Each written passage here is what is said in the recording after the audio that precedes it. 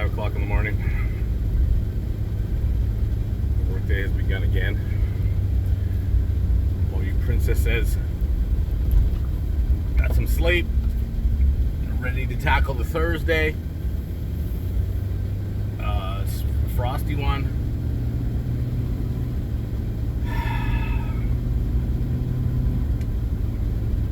I've had a dozen or more people ask me what's going on in Alberta. And the reference for that is what is our Premier Danielle Smith doing with these transgender policies that they're implementing that's sort of set the country aflame. And for better or for worse, whenever you mention that word, it does tend to set the world aflame.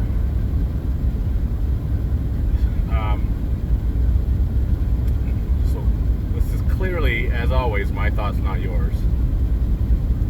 I have thought about it a great deal. And let me couch my comments with this. I have no personal relationships with anyone that's part of that community.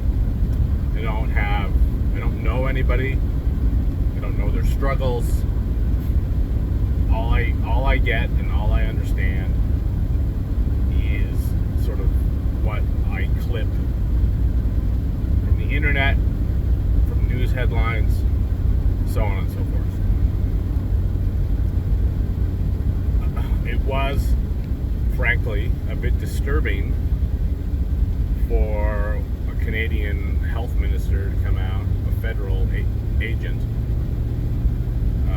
politician, come out and say that there's no such thing as parental rights.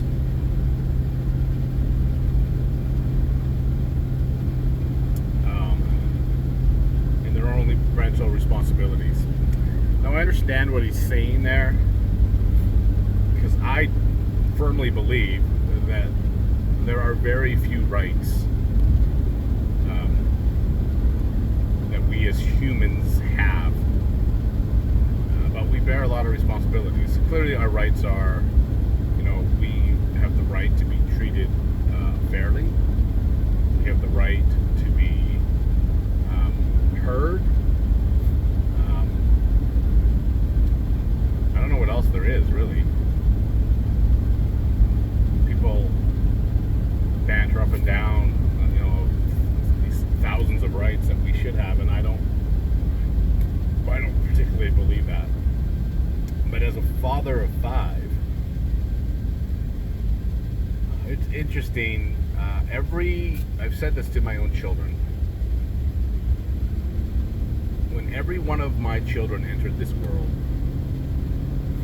I felt an incredible weight, like it was tangible, and I felt it rest on my shoulders, and thought, that little person is totally dependent on me, and every decision I make is going to affect those people, the people of my family, and that has borne out absolutely to be true. If I'm in a bad mood for whatever reason, because you guys are mean to me on the internet, then the whole chemistry of my family changes. I did think, foolishly, for 24 years, so my oldest daughter got married when she was 24, that once they got married, that weight would lift. And I will fully admit on here that did not happen. In fact, the weight compounded. It changed significantly, but the weight was still there. I am still deeply concerned about all of my children, even though only one still lives at home. Like, a concern that is indescribable. So to mesh that with sort of today's topic, my take on this whole thing is that it is a parent's responsibility to try and ensure that that child remains as innocent as possible for as long as possible. Whatever that means to you, like you say, there's a million ways to dissect that. But the second that innocence is lost, it's gone forever. Like, it can never be recaptured, ever. And there is a billion-dollar industry based on dealing with the trauma of lost innocences. And that's a totally other debate, is how successful is psychology, psychiatrists, all that sort of stuff. I don't know. But that is certainly what I think of this as, is that as a father, my job is to protect my children from as many things as possible, ideologies, bullies, all that stuff. And what I have witnessed is that when you throw them out into the world, it does not take long for them to understand how the world works. It's a mean, it's a brutal place. I've said it many times on here before. I do think that we need to try to be more empathetic and certainly in this instance, more sympathetic to people that are struggling with mental and physical health crises, whatever those manifest themselves as. The argument that's come back to me is, some parents aren't supportive, and so we need places that are supportive. And I don't disagree with that, but we also know, and it's borne out, that some of those places and some of those individuals, teachers, politicians, health professionals,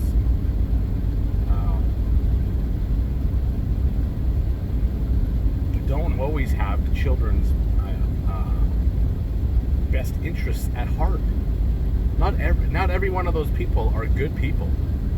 Just like the plumbing community, there are some outstanding, compassionate, gifted, intelligent people. There's lots of mediocre, and there's some straight up dicks and dishonest and disingenuous and just no regard for anybody or anyone else but themselves. And that is absolutely true in every subset of people. When you get a group of teachers together or health professionals, you're going to have lots of very well-meaning and well-intentioned people. And you're going to have people that are trying to push their own ideologies. I haven't come across a lot of that, mostly because of where I live and the groups of people that I associate with. So I don't have, like I said, there's not really much I can say about it other than what I just said. I think if you have kids, it's your responsibility to keep those kids as protected and innocent as possible. If you want to take sort of a religious twist on it, there's not, you can pick any religion you want, anyone.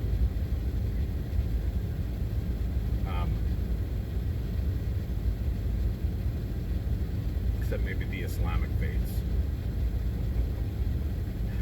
And they all say that it's our job to love and embrace everyone, right? If we pull out some King James English, black, white, bond, free, male, female, they're all part of the kingdom.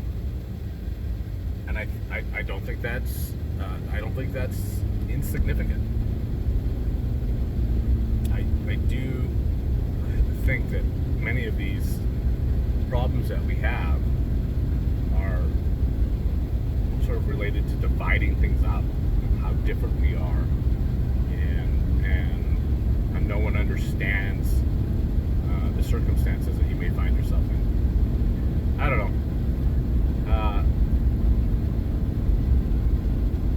You're welcome to DM me, because you all do, and tell me what you think. And as I said at the beginning, I am not coming at this with any sort of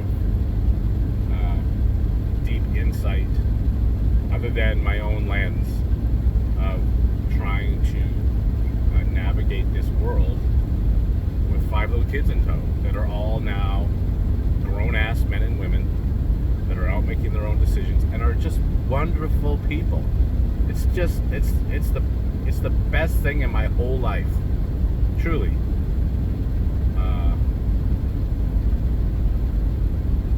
The people I made, and I obviously had help with that and still have help with that, but I think that's how you need to look at that stuff, is how do we protect the children from whatever you want to call it, I don't know, evil ideologues on either side. Like, I'm not just like pointing at the obviously left-leaning side of things. I mean, there's right-leaning crazies too. So I think it's important that we just try and keep them as open-minded and engaged in asking important questions and responding with love and kindness and empathy, and with no other motivation than to keep them safe and happy. What else is there? You guys all know. And I talked about the other day about with the tattoos. Oh, I've gone way over time. As I talked about the other day with the tattoos, trauma and trouble is coming for us all. There's no escaping it.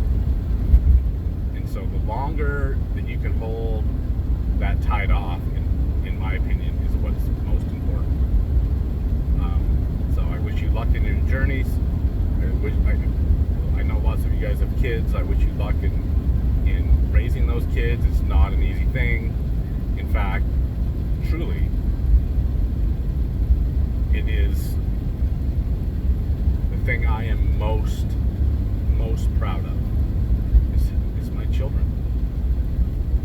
I love them all to death. I love associating with them. It's the greatest blessing in my life, the fact that I get to associate with my 2 boys every single day, and we get to solve problems together and conquer the world and build something that is of significance and has some weight in this world. And I think it's awesome. And my girls are making a difference in every school, every circle of influence that they have. It's a wonderful thing. It truly is. And I hope for the same things. And I do, it hasn't always, it's not perfect. It's never worked out perfect. But I think our mission from day one was to keep our kids as safe as possible. And so far, it's worked out fabulous. Mostly.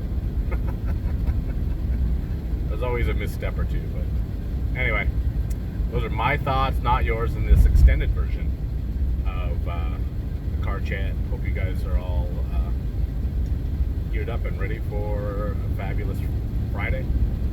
And I guess I'll see you in the comments section, losers.